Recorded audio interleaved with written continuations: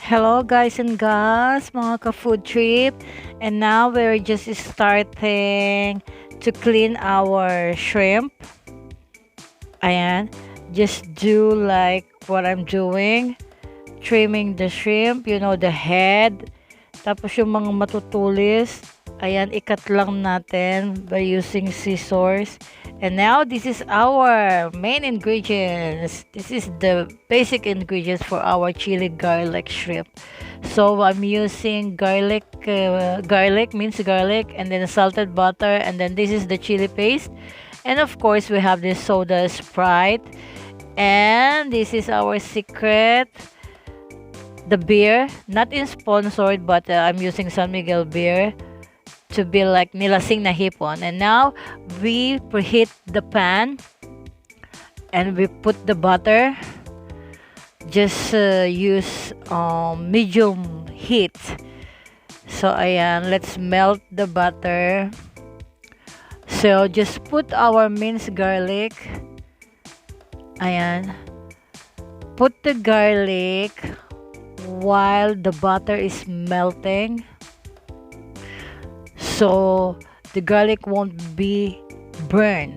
So hindi siya masyadong masusunog kapag pinagsama mo yung butter at saka yung garlic. Just cook it at the same time. Yan, the medium heat para hindi siya masyadong masunog. We have to achieve the golden brown garlic. So ayan, halo-haloin mo lang. Just stir. So, while the butter is melting, we have to wait until the garlic is golden brown. So, just do like that. Be patient, guys. And now, as we can see, the garlic is already little bit brown. And now, we are going to put our chili paste. I am using this Samuel Oleg, or it's up to you guys, whatever you want. You want some fresh red chili, or you can put some other brand, or you can put some chili that hindi masyado siyang spicy, not so spicy. So it's up to you, whatever you want. So, and now we're going to add this XL or large shrimp. Ayan, I'm using this large shrimp. I can say it's XL because it's so big. So, just stir. Yeah. So, para hindi masunog, so just stir a little bit para manuot yung lasa. Ayan, i-stir lang natin ng konti. Ayan.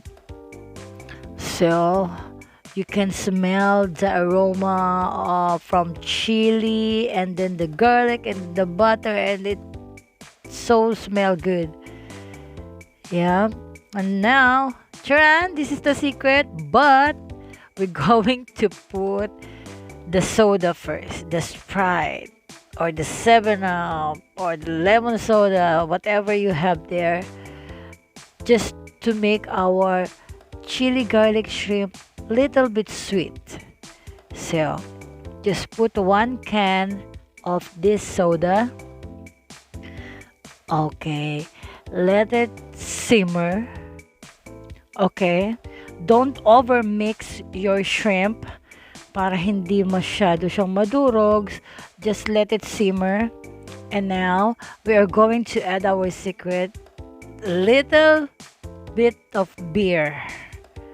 Okay, so now, okay, you have to stir it a little bit, but not so much. So, ayan. Simmer lang natin ng konti. Let the shrimp soak doon sa sauce natin na ginawa. Ayan. So, ayan. I think our shrimp is ready. I think it's cooked already. So, you know what I will do here is I will give you a little bit of secret.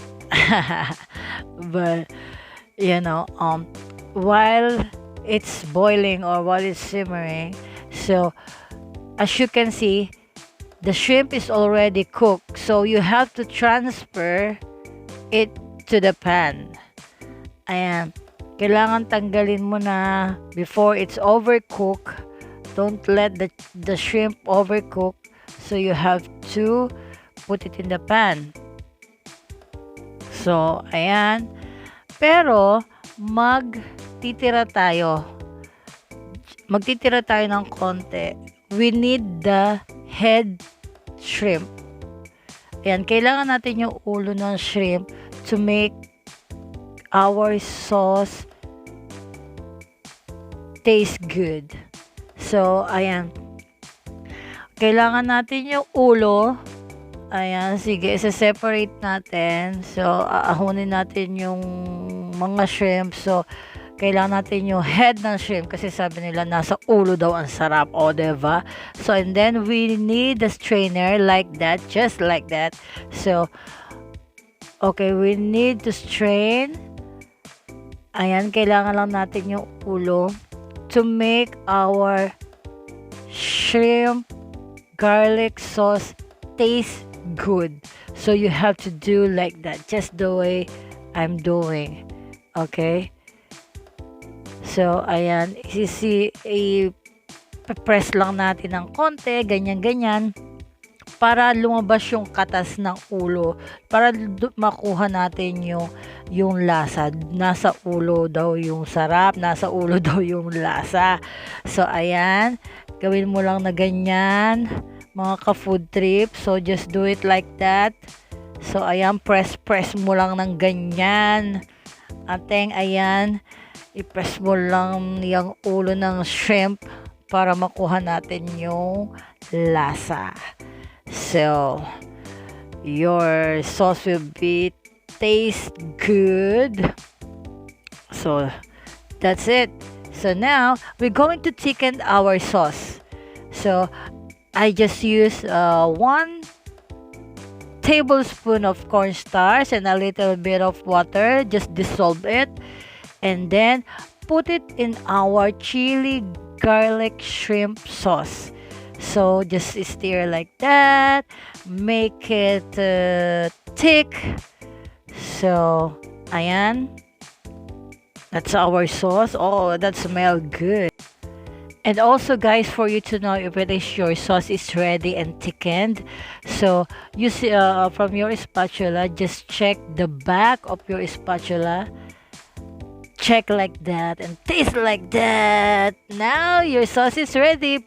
Pour the sauce in the shrimp. Now your chili garlic is done. Wow, look at that. Enjoy your meal. Our Nilasing na Hipon version. Thank you for watching. Just click like and subscribe. Thank you.